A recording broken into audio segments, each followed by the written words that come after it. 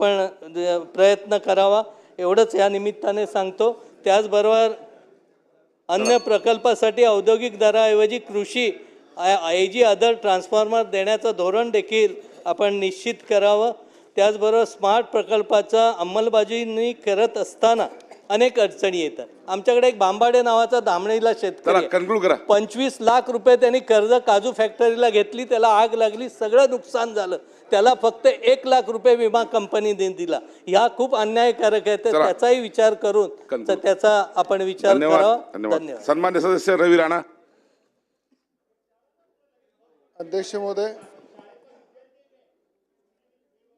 अध्यक्ष महोदय, या ठिकाणी मी पुरवणी मागण्यावर अध्यक्ष महोदय बोलण्यासाठी उभा आहे।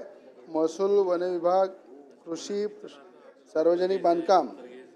अध्यक्ष महोदय, या ठिकाणी मी अत्यंत महसूल मंत्री यांचं मनापासून अभिनंदन करेल की चांगल्या प्रकारे त्यांनी नवीन कायदे, महसुली कायदे या सभागृहामध्ये मंजूर केले, त्याबद्दल त्यांचं मी अभिनंदन करेल। पण त्याचबरोबर अध्यक्ष महोदय, महसूलच्या माध्यमातून अध्यक्ष महोदय ज्या पद्धतीनं तालुक्याचं विभाजन हे लोकसंख्येच्या आधारावर झालं पाहिजे अध्यक्ष महोदय, ज्या पद्धतीनं चिखलदरा अध्यक्ष महोदय हा तालुका आहे, पण चुरणी हे जे अध्यक्ष महोदय जे गाव आहे हे सगळ्यात मोठं त्या तालुक्याचं गाव तालुक्यापासून 90 किलोमीटर दूर आहे अध्यक्ष महोदय, आणि त्याला लागून अध्यक्ष महोदय जेवढे गाव आहे ते सगळे 90 किलोमीटरवरनं तहसीलमध्ये जातात, येणं जाणं करतात, आदिवासी बांधव तिथे राहतात अध्यक्ष महोदय। तर चिखलदरा तालुक्याचं विभाजन करून चुरणी हा स्वतंत्र तालुका अध्यक्ष महोदय बनवला पाहिजे, हे अध्यक्ष महोदय माझी या पुरवणी मागण्यापासून मागणी आहे।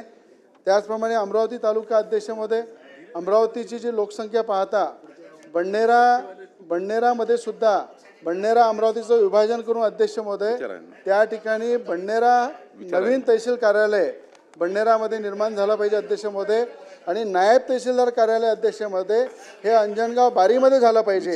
हे अध्यक्ष महोदय अमरावती तहसीलचं विभाजन करून त्या ठिकाणी 2 तहसील निर्माण झाल्या पाहिजे आणि बडनेरा तहसील कार्यालय हे स्वतंत्र झालं पाहिजे अध्यक्ष महोदय, हे माझी मागणी आहे अध्यक्ष महोदय। दुसरं अध्यक्ष महोदय, ज्या पद्धतीनं भातकुली तालुका अध्यक्ष महोदय, भातकुली तालुक्यामध्ये अध्यक्ष महोदय भातकुली तहसीलसाठी 60 कोटी रुपये हे महसूल मंत्र्यांनी दिले, राज्याच्या मुख्यमंत्र्यांनी दिले, त्याबद्दल मी त्यांचं आभार व्यक्त करेल।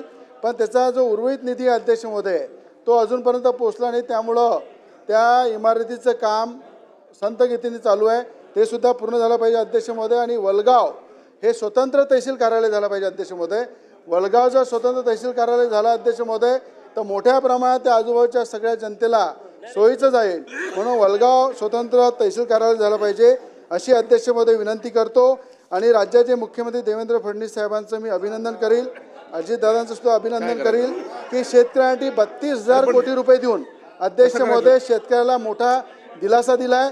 अमरावती जिल्ह्यामध्ये अमरावती जिल्ह्याचे पालकमंत्री राज्याचे महसूल मंत्री यांनी अध्यक्ष महोदय 1700 कोटी अमरावती जिल्ह्यामध्ये शेतकऱ्यांच्या खात्यामध्ये ते पोहोचले अध्यक्ष महोदय, म्हणून मी खऱ्या अर्थाने या सरकारचं अभिनंदन करील अध्यक्ष महोदय। बिबट्याच्या वारंवार बिबट्याची चर्चा चालू आहे अध्यक्ष महोदय, आज वन खात्याच्या माध्यमातून अध्यक्ष महोदय बिबट्याला ज्या पद्धतीनं बिबट्याची चर्चा हे संपूर्ण महाराष्ट्रामध्ये अध्यक्ष महोदय ज्या पद्धतीनं वन मंत्र्यांनी सांगितलं, ज्याप्रमाणे राज्य शासन चिंतेमध्ये आहे, माझी विनंती आहे अध्यक्ष महोदय बिबट्याला पाळीव प्राण्याचा दर्जा दिला पाहिजे अध्यक्ष महोदय।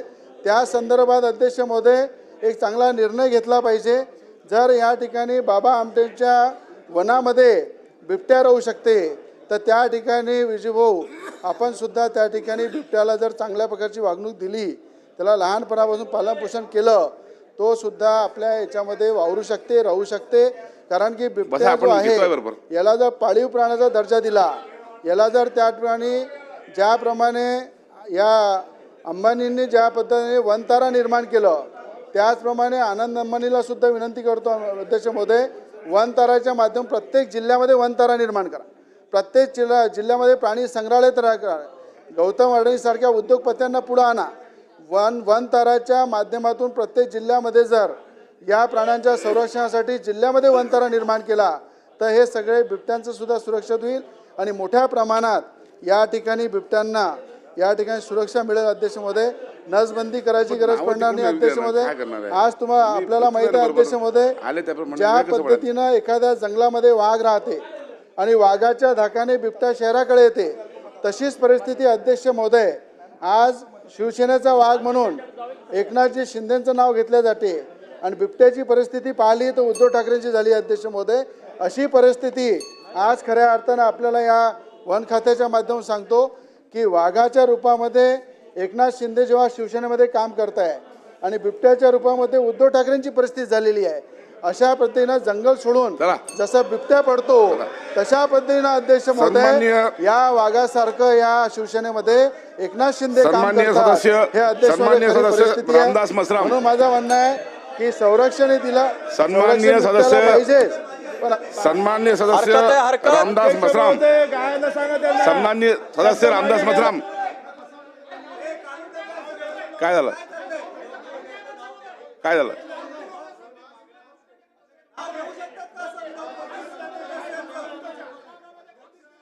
तपासून घेऊ तपासून निर्णय घेण्यात येईल. ठीक आहे ठीक आहे ठीक आहे. चला सन्माननीय सदस्य रामदास मसराम, सन्माननीय सदस्य रामदास मसराम सांगितलं ना, तपासून घेऊ तपासून काढून टाकू. चला बसा खाली बसा. सन्माननीय सदस्य रामदास मसराम आहेत का? बोला.